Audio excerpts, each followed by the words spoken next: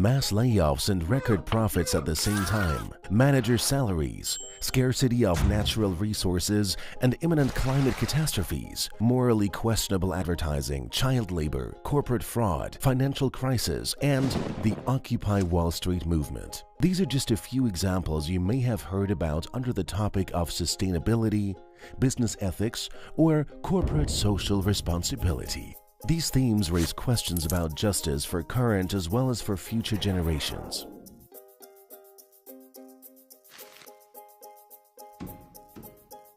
We want to ask, corporate social responsibility, CSR for short, what is this? This man made headlines a few years ago.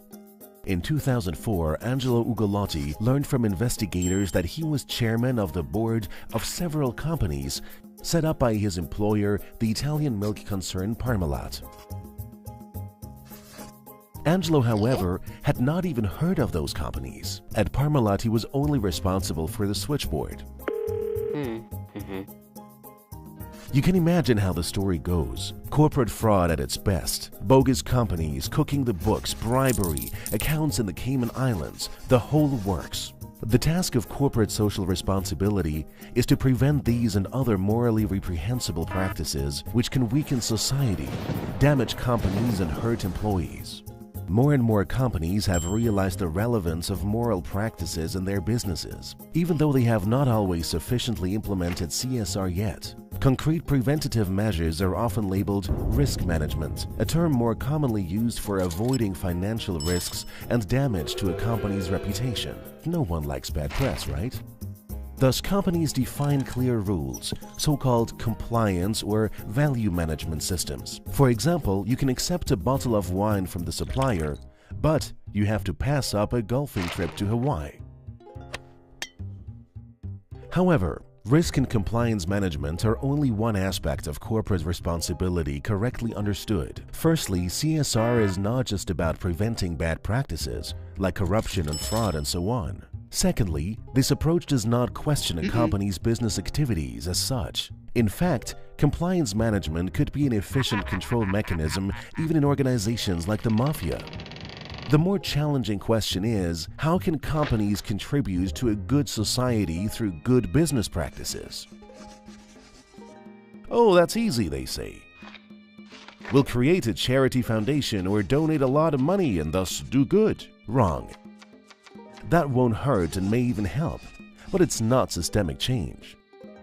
The important thing is, CSR is about how companies make profits, not about how they spend them. Corporate social responsibility must not simply be the repair center of capitalism. It has to demand systemic change in a market economy. This requires a new role for the key players in this game. Companies must become not only economic, but also moral actors. What's required and important is a stronger integrative perspective based on a system of deontological values and which is closely related to the company's core business.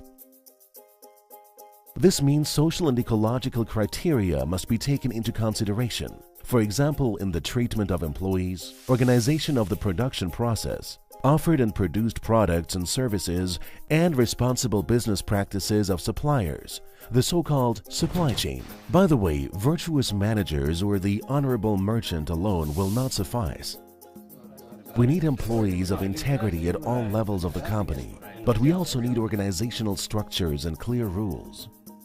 But relying on a code of conduct is also short-sighted, because in extreme cases, it means act according to some given rules, which is the opposite of ethical reflection, namely actual thinking about good and evil, right and wrong. In other words, CSR is always about both individuals and institutional structure. In business ethics, one speaks of individual ethics and institutional ethics. But isn't that unrealistic? Shouldn't the state do more to promote a good and fair society? Granted, it is unrealistic, and that's exactly why such questions are important. Business ethicists don't just ask what the world is like, but also what it should be like, how it ought to be. At the very least, we want to suggest where the journey should lead. At the same time, we want to make practical suggestions about how to embark on that journey. One speaks of questions of justification on the one hand and of implementation on the other, preferably in that order. The state, particularly through politics and law, can contribute to the implementation of corporate responsibility, but only within a limited range. If we look at society from a bird's-eye view, we can spot different social systems.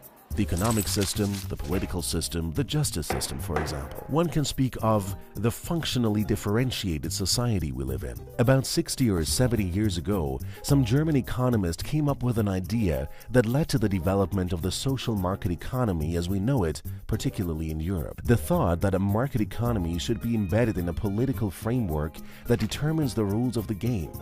This underlying idea is still important, but it has become distinctly more difficult to rely on the state alone. Societal differentiation has progressed because most systems have internationalized. Globalization is the magic word that applies to most systems, but not all of them. Politics, and particularly law, tend to be bound to one country's borders, while the economy, above all, is highly internationalized and globalized.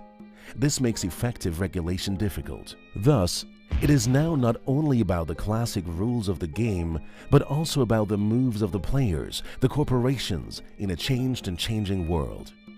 And beyond politics and law, civil society, in particular NGOs, have gained a strong influence on the economy, as both vicious watchdogs and as partners of business. In the society of the 21st century, we find new, rather odd hybrid constructs under the notion of soft laws. These are collective individual commitments to comply with certain social and ecological standards, such as collective industry agreements or the UN Global Compact. So companies are supposed to operate responsibly. Is anything really happening? There is no clear answer to that question. The cynics say that CSR is like teenage sex. Everybody says they are doing it, but few actually are. And those who really do it rather badly. The truth is more nuanced, of course. In the area of corporate responsibility, there is also the good, the bad, and the really ugly. More and more companies deal with CSR and take the first steps towards responsible business practices. We can definitely observe a distinct effort, even though it is still a delicate little plant. And of course, there are still those who misconstrue CSR as a PR instrument and simply want to greenwash or bluewash their company.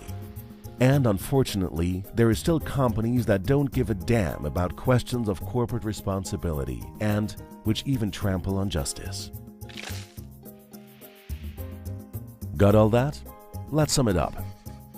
First, CSR stands for Corporate Social Responsibility. Second, CSR is based on the question of good business for a good society, today and tomorrow. Third, corporate social responsibility is not charity. It is about how companies earn their profits, not how they spend them. Fourth, it takes employees of integrity and appropriate organizational structures to realize CSR. It is a matter of individual and institutional ethics. Fifth, politics continue to play an important role. But in a globalized world, the effects of regulation can be limited. And thus, sixth, companies play an increasingly important role. Seventh, soft laws are new governance mechanisms based on companies' self-commitment. Finally, CSR has arrived in business practice. It is necessary to support these developments professionally, but also to provide critical perspectives with respect to them. Research on issues of corporate responsibility is still beginning, and future developments will be exciting to see.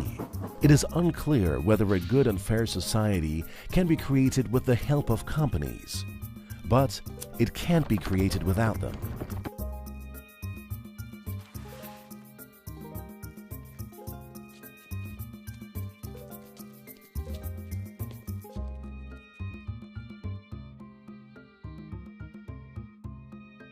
Oh, we almost forgot. Besides corporate responsibility, there is also consumer responsibility. You can practice that the next time you go shopping. And there may be more from us on that topic.